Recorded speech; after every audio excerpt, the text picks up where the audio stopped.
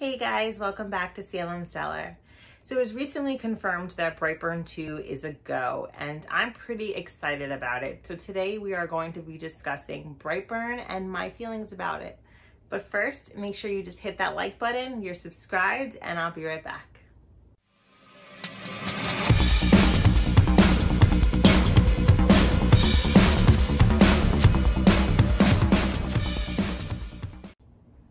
So Brightburn was released May 24th, 2019. It was written by Brian and Mark Gunn. It's starring Elizabeth Banks. Now it takes place with a couple struggling with fertility. They desperately want a baby, and bam, one night a spaceship lands on their property. They find out there's a baby inside. They raise him as their own and name him Brandon. His name is Brandon Breyer. The parents are Tori and Kyle Breyer. So Brightburn takes place in Kansas, same place that Cellar landed. So I thought there was another little fun little connection. So you kind of see them going through, the stages of his life. So then he's hitting puberty and he's coming into his powers. Yes, it's very similar to the story that we all love, Superman. So they raised little Brandon as their own. You see home footage, and a cool fun fact, the home footage that you see in the movie, it's actually the boy who plays Brandon Breyers, which I thought was pretty cool. So he's a well-adjusted little boy. He helps around the farm. He's intelligent, right? What can go wrong? Seems like a good kid. So then he's reaching the age of puberty. He just turns 12, and then he starts hearing things. He starts hearing like voices in different languages. He starts sleepwalking. There's a scene where he sleepwalks into the barn, and he's trying to pull something open. The mother, who's played by Elizabeth Banks, Tori Breyer, catches him there. She starts to realize something's going on with this kid. So it kind of starts to unravel. He starts to come into powers, and it's not the same story we get with Superman and Kal-El. He's dark side Superman. He's evil Superman. You just see him hurting people throughout the film, discovering who he's meant to be. It's pretty intense, this movie. It is rated R, it is gory. So it's definitely a horror, sci-fi, gory film. Now, I remember the first time I saw this movie, I was in a Dolby theater, which was really cool because he flies, of course, because he's evil Superman. He's, evil Kal-El. Every time he flew across the screen, you felt it in your back. So it was intense. The special effects, the graphics were really cool, in my opinion. I just enjoyed everything. My biggest issue with this movie was the character development. So you kind of see, the home footage, and you see a little bit of him and his family life, but he turned 12 right away, and then starts doing these shady, little evil little things. So it's it wasn't really, you didn't see a decline in his character. It was pretty quick. So I just wish they maybe added another 30 minutes to the film. There was a little bit more character development. We saw, I would like to see his decline into this evil villain that he becomes. Instead, it's really quick. He turns 12, he starts hearing things, he's getting nasty with his parents. There's a scene where he's in school and he's clearly getting bullied by people. There's one girl who stands up for him and he gets a little crush on her. He does the creepy thing and starts stalking her, goes to her house and her room, because remember, he can flies into her room in the middle of the night, opens her laptop, it's playing some love song. She wakes up, she's like, what's going on? Close the laptop, starts walking towards the bed, laptop opens up again, playing the song. Dude, I just closed it. Why is this open? Walks back to it, closes it, puts something on top of it so it doesn't do that again. And she looks at her curtain that's kind of blowing, and she sees Brandon standing there. All right, so she's freaked out. She calls to her mom. Her mom comes. Nobody's there. So yeah, that's not really a good way to start a relationship.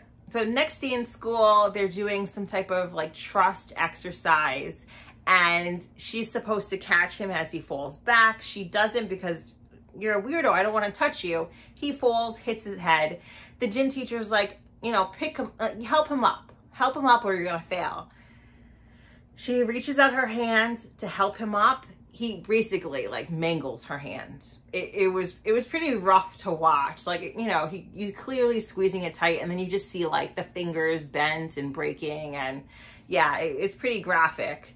So that scene was intense. Then, you know, of course her mom is furious at this point. She goes to the school. She's like, this kid needs to be arrested. He's just suspended.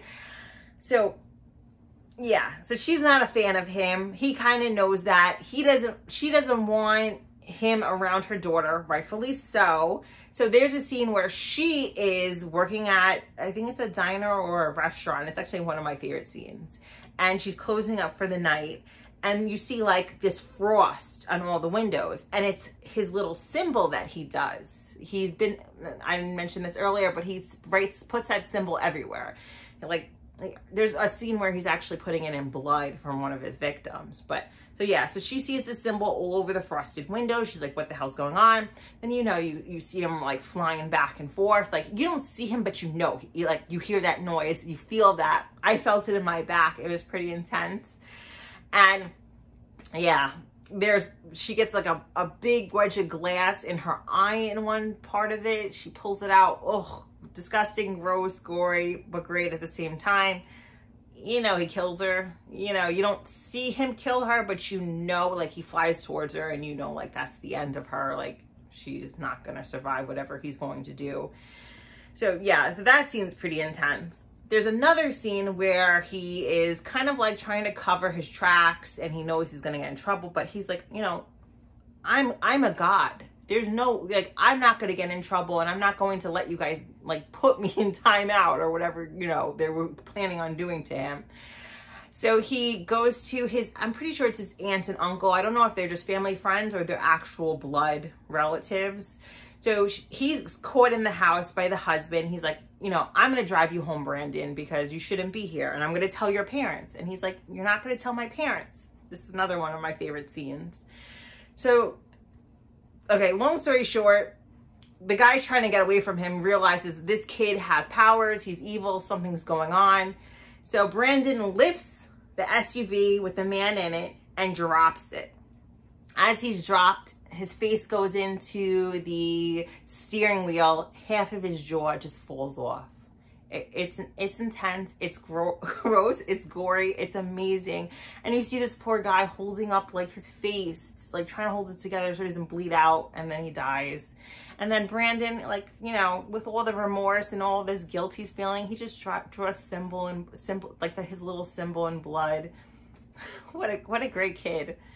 So another, like, what I really love about this movie is, like, you know, I've been watching Superman my entire life. I know the whole story of Clark Kent. I was a fan of Smallville, so I watched him there. And you see Clark and you're like, okay, this is a good guy. He is all around a good guy. And then you see Brandon Byers, Clark Kent, Brandon Byers, we'll come back to that. And he is just like straight evil. There's like nothing good about him whatsoever. So I have a couple of theories, because he is a good kid, like in the start of it, and then around his 12th birthday, his spaceship kind of like was speaking to him. It was definitely coming from a ship. I feel like it like activated something in him that was there, and it was telling him to take the world. Like, you hear it and he's like, take, and then one night he's like, take the world, and then he has laser eyes. Yes, Brandon has laser eyes. Red intense laser eyes. Yes. So I felt like he was being controlled by the ship, by the people he came from. So earlier on in the film, in school, they're talking about wasps and how wasps are sent to different colonies where they are, you know, meant to, like, they're feeding them and take care of them. Now, Brendan's mask is very similar to a wasp. It kind of looks like it's wasp-like, in my opinion. And I feel like that's kind of what happens. His planet sent him here so we could take care of him, feed him, and then he can take us over. So I just thought that was pretty cool.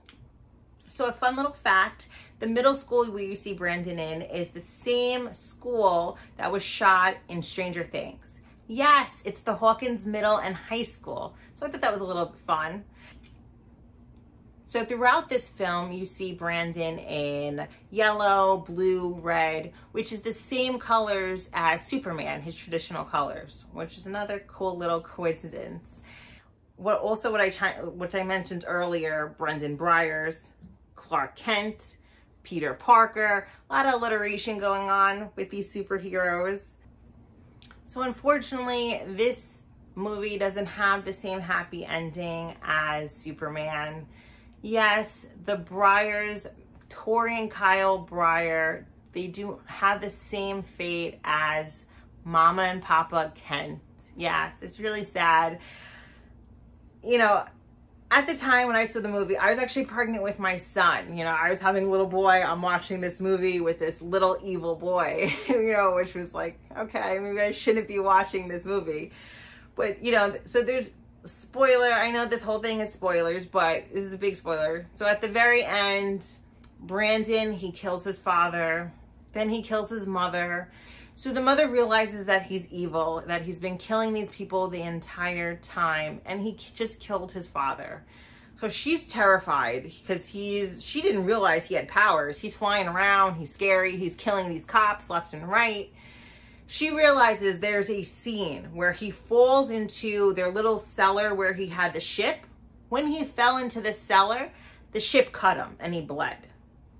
So she put two and two together, like, wait a second, maybe this is his kryptonite. Maybe this is the only thing that could hurt him, which is weird because that was a little quick to think of that. I don't think I would have thought of that. Your husband was just murdered by your son. You just watched two cops brutally get murdered by your son. And now you're like thinking of that ship and you're like, oh, maybe he's, you know, indestructible and maybe the ship's going to kill him. Like, that to me was a little unrealistic. I don't think I would have thought of that in that moment, but maybe she's just smarter than I am. But yeah, so she figures it out. She has a piece of the ship. She's like, you know, Brandon, you're always gonna be my baby. She tries to stab him. You're not killing evil Superman. He takes her, he lifts her up into the sky as far as he can go, and he drops her. That part was like, it was like, oh no, this woman loves this little boy so much, and he could not give two shits about her. Literally, you see her falling to her death. Then he looks over and he sees a plane. Perfect. I'm going to crash this plane onto my farm and pretend like none of this ever happened and I'm just an innocent boy. Yeah, and that's how they end the movie. Right? So that ending was pretty amazing. Like, you are the evil of evil. Like, to be 12 years old and to be so ruthless, you're willing just to kill an entire plane. Like, everybody in the plane you just killed just to cover your ass when you don't even, like, who cares? You have powers. Do you have to pretend like you're this innocent little boy? So during like the credit scene, you see Michael Rooker. He's like a I don't know, like a television personality or whatever he is. He's talking and he's like, listen, if we don't do something quick, these people or these monsters are going to take us over. So he's talking about evil man, like a sea man, which kind of looks similar to Aquaman. Then he's talking about a witch that has ropes and chains and, you know, like kind of looks like Wonder Woman, but like a little bit like more dark. And you see other pictures of villains. And I'm like, is this going to be the evil Justice League? Like, it was a pretty cool ending. So that part, A+. I'm like, I literally, like, I got chills seeing that. I'm like, yes, give me more. Give me evil Justice League. But when you really think about it that way, who can stop them?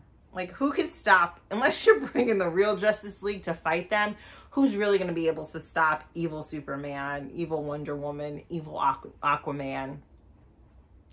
So overall, I loved this film. It is one of my favorites. I can watch it constantly, and like I have no problem. Like, I literally have no problem watching this every day.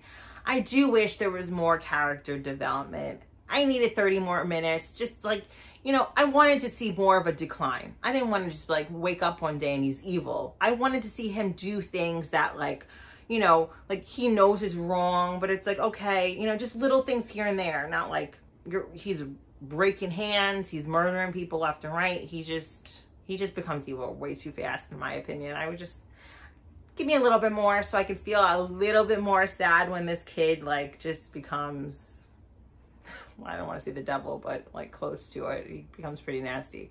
But yeah, I love this film. I am really excited that they're making a sequel. I wasn't sure. I thought they were kind of going to leave us hanging. Like it was just going to be one of those things that are like, all right, we ended it with this cool little, you know, credit scene, and we're not going to give you any more.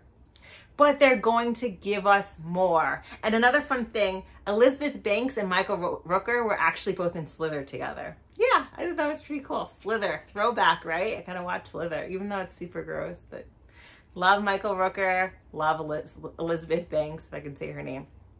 So yeah, I'm a fan of this movie. If you haven't seen Brightburn, go do it now. Go watch it. You are not going to be upset that you watch.